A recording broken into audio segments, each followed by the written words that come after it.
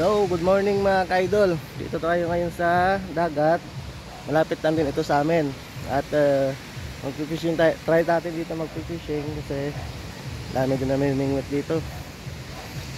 Try muna natin ano lang, ang enjoy lang sa ano, pagdating natin dito sa Pilipinas. Enjoy lang. Magpipishing tayo dito. Kasi i-try natin yung spot dito. Dito lang din malapit sa amin to. So, set up muna tayo mga idol. Yung setup ko pala is RE Whisper na Litima. At saka yung reel natin is Katana na 3000 series Shimano. Yo, setup muna tayo mga master. Kasi nakarang araw umuulan, malakas yung alon. Ngayon okay na yung alon ngayon, maliit na lang. At saka konting medyo hindi malinaw yung dagat, pero try muna natin. Alay natin, dagat ito. Basta may dagat, may isda. So, update na tayo mamaya mga idol. Set up muna tayo. So mga idol, dyan po tayo try ng casting ngayon. Lang dyan sa area namin to. Magta-try lang muna tayo dito kung okay ba yung spot dito. Dyan sa batuhan, pupunta tayo mamaya dyan. Kaso naalala ko kasi naka-ano lang ako, wala akong GoPro, cellphone lang ang gamit. Baka mamaya malaglag yung cellphone natin tapos mahal pa naman yung cellphone ngayon. So try muna natin dito mga idol. Mababaw lang kasi malakas yung alon. Tayo sa batuhan dun mamaya. First cut muna tayo dito. Try natin. Alay natin. May mamaw dito.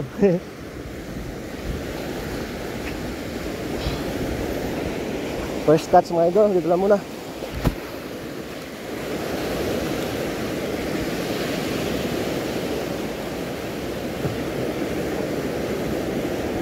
Tandahan lang. Baka mataasin natin. Baka masabit yung lure. Sayang din.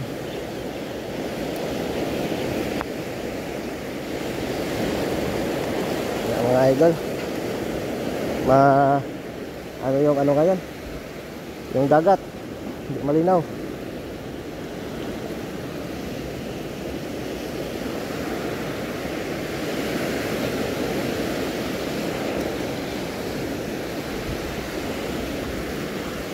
Lakad-lakad tayo mga idol.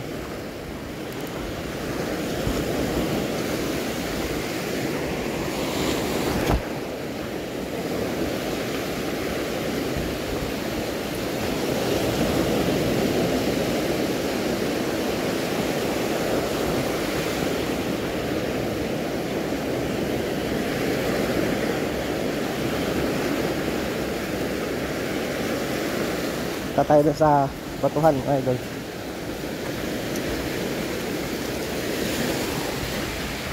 Dun sa batuhan makapatong tayo.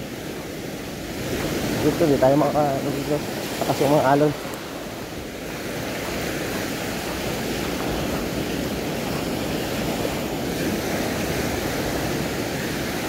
Itong setup ko pala mga idol, ginamit ko na to dati sa Katarpa ako.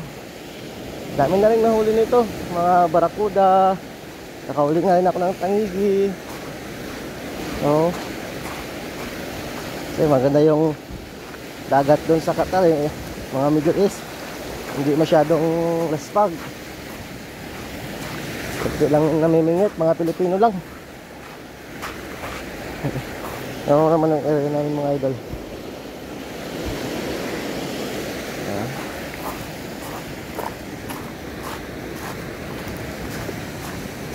Dok.